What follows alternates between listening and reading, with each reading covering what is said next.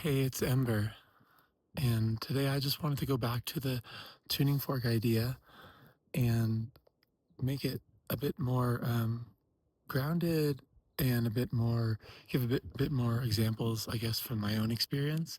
And so, like, your person, I believe, has a core sound, a sound that's so original to your being that it sort of harmonizes with the pieces of you, with the experiences that you're having, and really with the cosmos itself.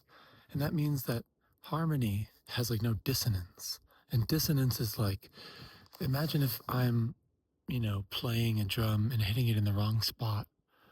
When I hit it in the wrong spot, it doesn't sound right. It doesn't really resound. It doesn't send a clear reverberation out that seems to, you know, tickle our ears in the right way because it's the most inherent sound of the drum. And so those of us who live in dissonance sort of become used to that dissonance. In other words, you walk through the world and you feel things and you hurt and you protect that part of your heart. You protect that part of your soul because it hurt too much and for too long. And so each of us subconsciously, even through childhood, and some of us had, issues early on that prevent us, that make us walk around the world like this. That instead of a little kid coming out and seeing a beautiful snowy scene, they walk out, instead of that joyful face on Christmas, it's this over the time of your life, in different ways and at different depths.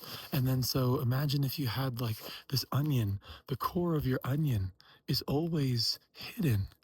It's always obscured because the layers of that onion have been imprinted or hardened or made more concrete, like you poured concrete on them in a way that makes them impermeable. Like the light of the sun, for example, can't come through. Almost as if you added a bunch of like murky window panes to your windows. And then all of a sudden you wake up one day and say, what happened? I thought this used to be sunny in here.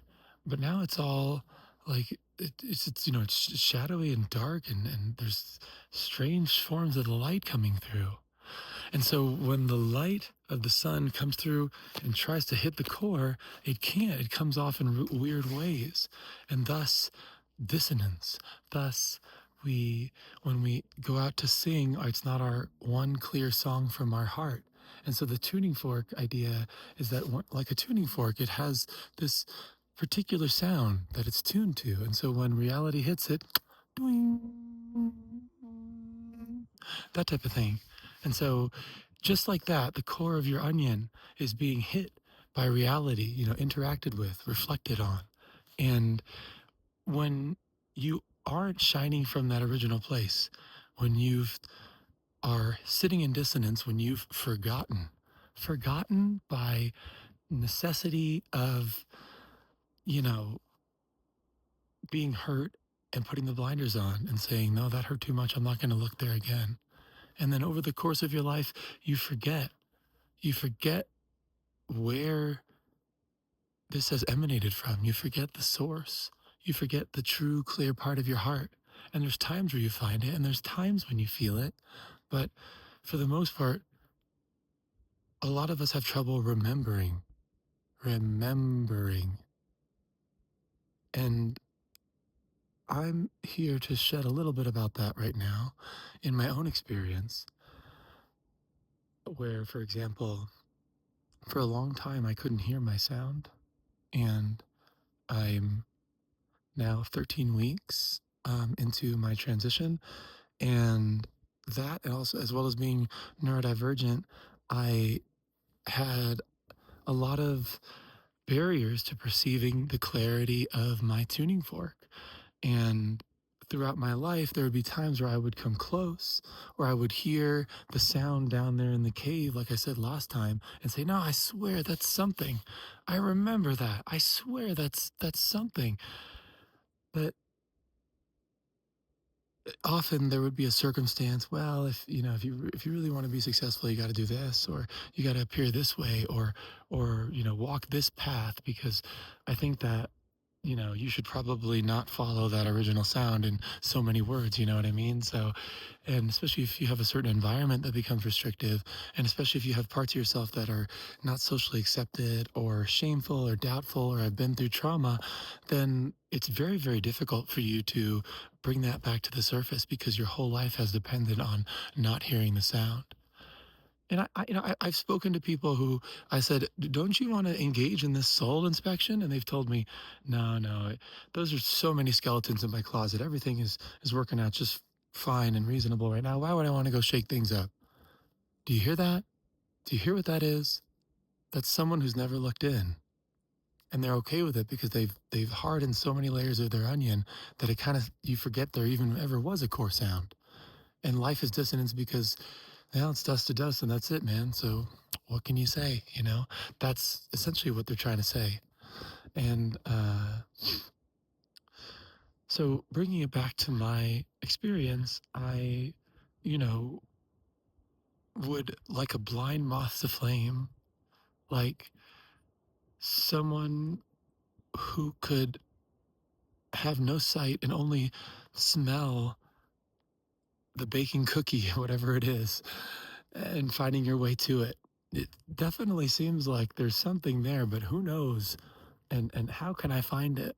And um, so early on, those experiences were tied into a lot of shame and even trauma.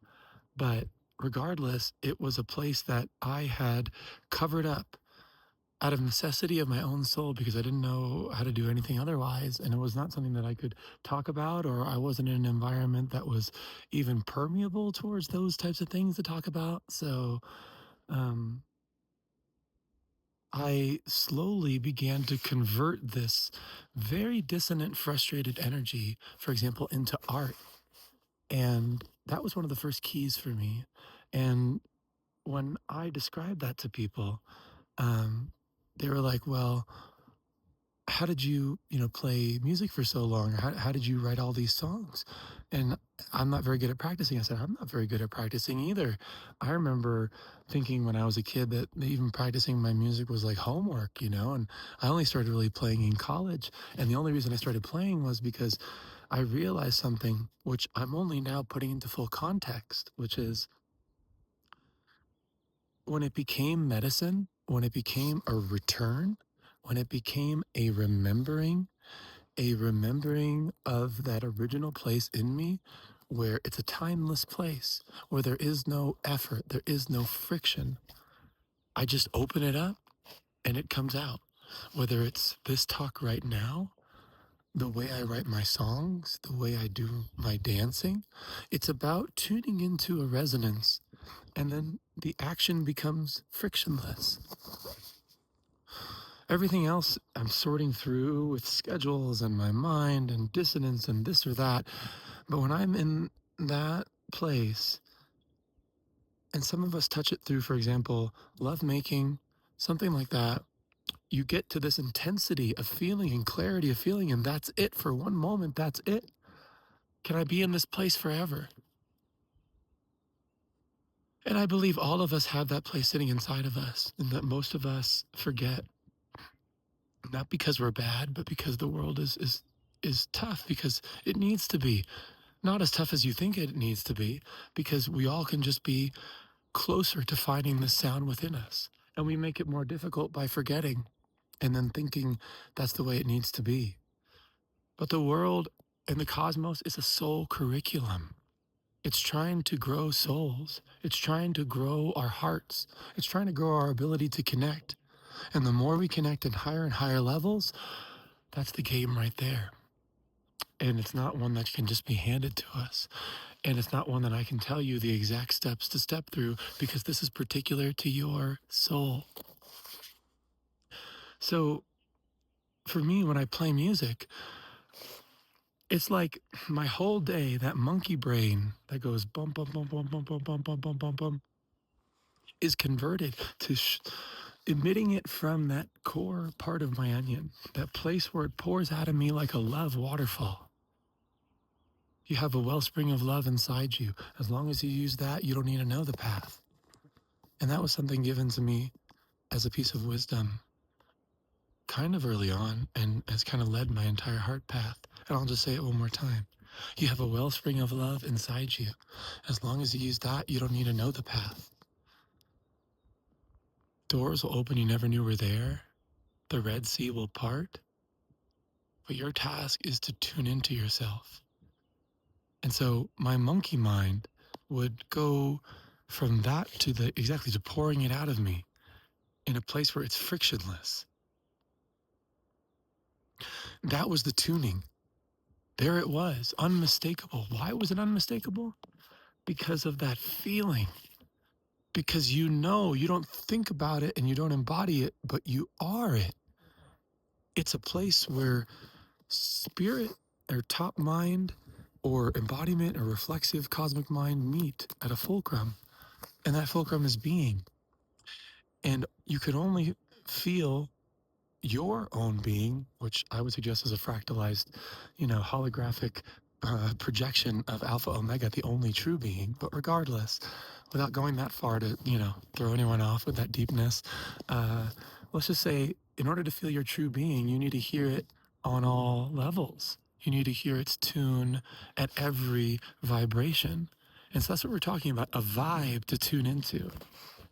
And I would feel it when I did my music. Doing my music wasn't about practicing so much as it was about sitting down as much as I could to tune it. Not the guitar, but myself. But to use a guitar example, it's almost like I'm not very good. I'm getting better over the years, maybe, but I'm not very good at like the guitar ear tuning or whatever, like when you tune by ear or whatever. So you have the person sitting in front of you, they play the string, boom. And then by hearing the sound, you tune yours, right? Because you have to be very sensitive, and you can hear the vibration. And when you hear it and understand it, then you can tune it. And it's not even something that you can really talk about. It's something that you have to hear, understand, feel, and then tune on your own guitar. And so that's what I'm saying, the core of your onion, the center of your heart, the heart path. The heart path is to use the circumstances given to you, not to become rich. Maybe that's in your the lineage, in your path, in your heart path. But really, it's to use the circumstances given to you to find the path of least dissonance, which is of the most harmony, not only for you but for everyone else. So, and everyone else in the reality that you're living, as much as that your being can give. And so, I don't know about you guys, but I don't like to live in dissonance. I'd rather see things clearly. I'd rather love clearly. And in order to do that, you have to have a clear core lens. In order to have a clear core lens, you have to be able to touch it, and you have to look. Every time you have to look instead of covering your eyes each time. That's what the Cosmos curriculum is asking from us. That's what the heart path is. And it wasn't until I transitioned that in my own existence, I could feel where these places were coming from in my being, in the way clothes fit me, in the way I dance, in the way I move, in the way I gesture. And sure, it's still developing in me, but there's a sound there that's so clear, it is unmistakable. And that's just my particular story, but I'm here to project it to you in the sense that we can all follow that heart path. We can all listen for that sound within our own hearts, the tuning fork. And I really appreciate you guys sticking around for this longer talk, and I'll have more coming up. I'm Ember, and I'm here in the wilderness.